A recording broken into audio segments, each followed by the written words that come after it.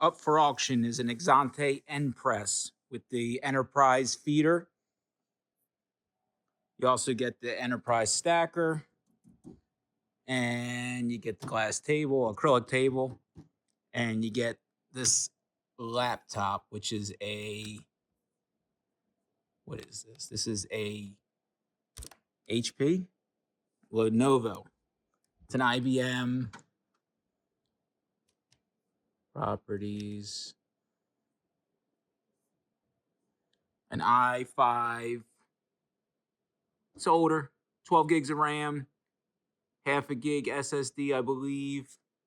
Yes, Kingston SSD, Windows 10.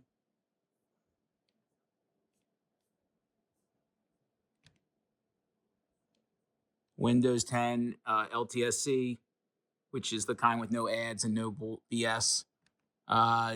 Just basically all it does is connect to your Wi-Fi and runs Xante's iQuue, which is now called iQuue AI for some reason. I've never even noticed that until today.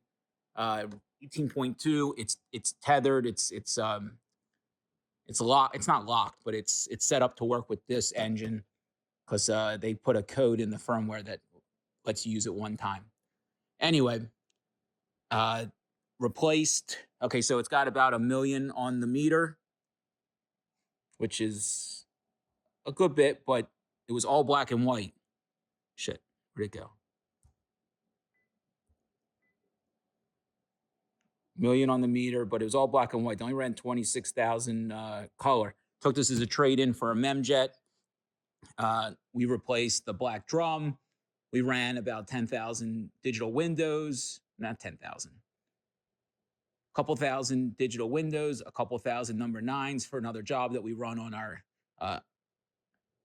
HP inkjet envelope press. I forget what it's called, iJet something. Or yeah, iJet 1175. Can't remember anymore. But this good machine prints out the better laser-like color than you get from other inkjets that don't produce that crispness that this does. Just gonna print out some demos real quick. I am getting a blue line from the blue drum, which take that into account that it will need a blue drum at some point.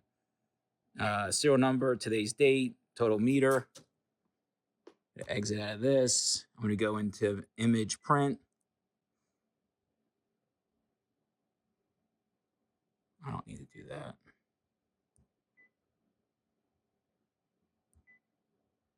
No, that's not it either. I want to get to the demos.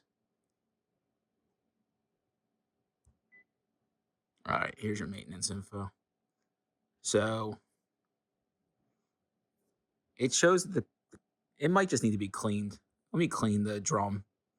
You might just have some toner sitting on it because this has been waiting for one little part for this, and it just came in. Let's see. Nope. So we go into printer.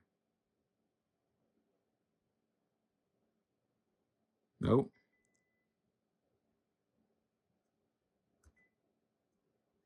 User tools, machine features, printer features.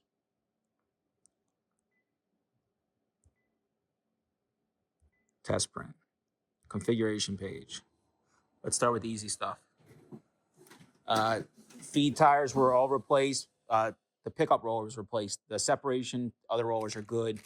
They are included though with the kit, so they will be included with the machine. Belts are good here. It was this motor that was bad. It wasn't bad, but it was clunking, so it was gonna fail. Replaced that. Cleaned everything else up for you guys. Also replaced a few belts inside, just the transportation belts. Nothing super complicated. Actually, I didn't do anything. My techs did it. My guys did it.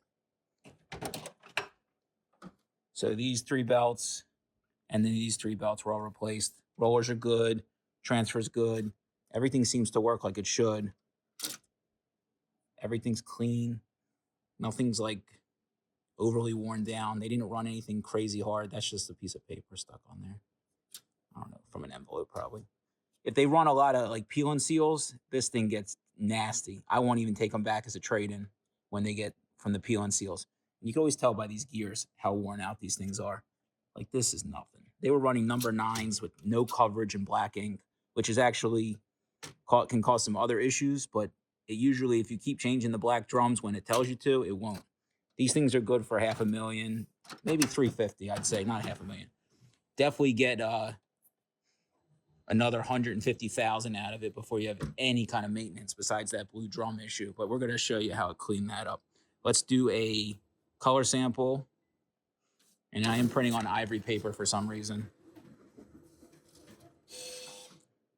I don't think any of this really matters. This is just your specs. And see, the blue line's clearing up already, and it will. Just, it hasn't been used in a few weeks. Supply info list, let's do that one.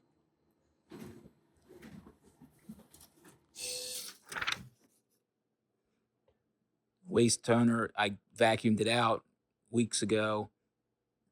Everything seems good.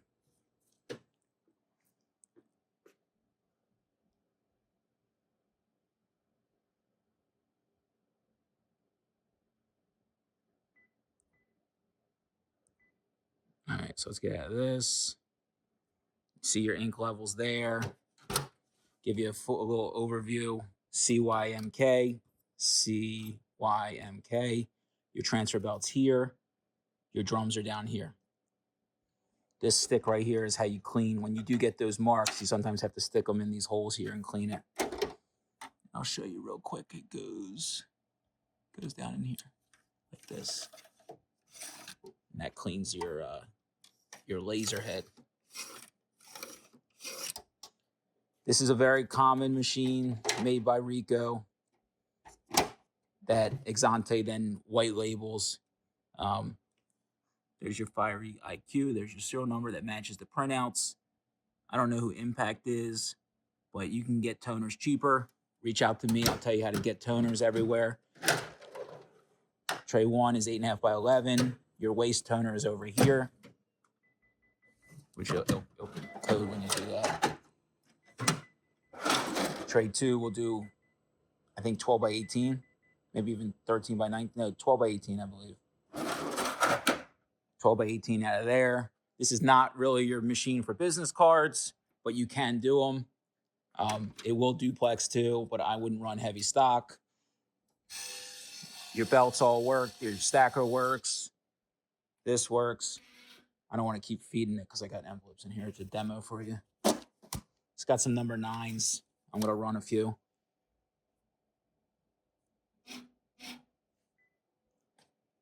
And I'm no master at this, but there is a science to shingling this correctly. Also, these 2 tan belts under here, I'll show you, are brand new. That's important. That's one of the biggest consumables on this. And they're not expensive. It's just time consuming to replace them. If you keep them clean with just a little cleaner, you'll have a lot less problems down the road. You get the table, you get the pack, the cable, AC adapter, not the pack. The tether cable to the table, which tells it when to fire. That's pretty much it. Ethernet to the printer, Wi-Fi to the laptop, and you're printing envelopes. Full color, black and white, whatever you got. So we'll start with this. I'm going to make it run a little faster than the standard feed. Envelope bypass, envelope medium. We're going to go to number 3 here. Hit OK. And we're going to right click and click print. Let's do 10 envelopes and hit print. These are black and white, I believe. No, they might be color. I'm not sure. Sending automatically calibrates here, and it'll just start printing. You do have adjustment on your pickup. You do have adjustment on your pressure.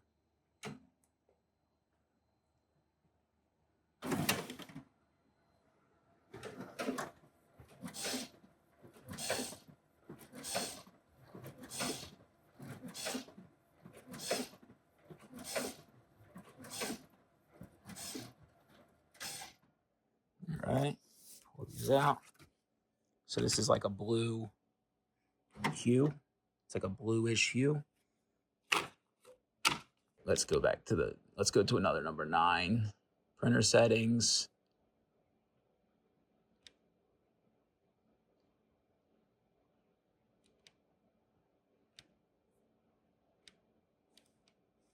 Print. 15 this time. Print.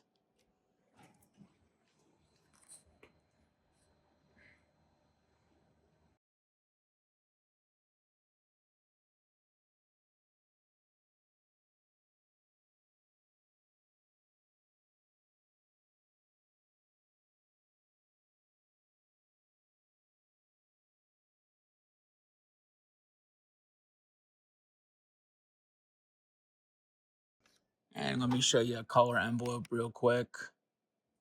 I'm going to adjust this so that it shows up on my number 9s. Just doing it like that for right now.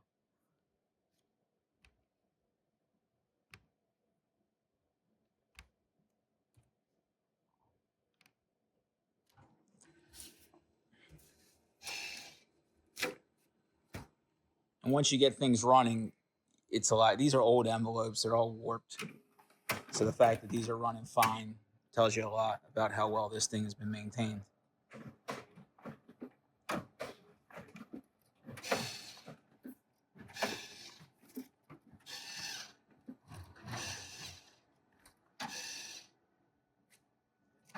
All right.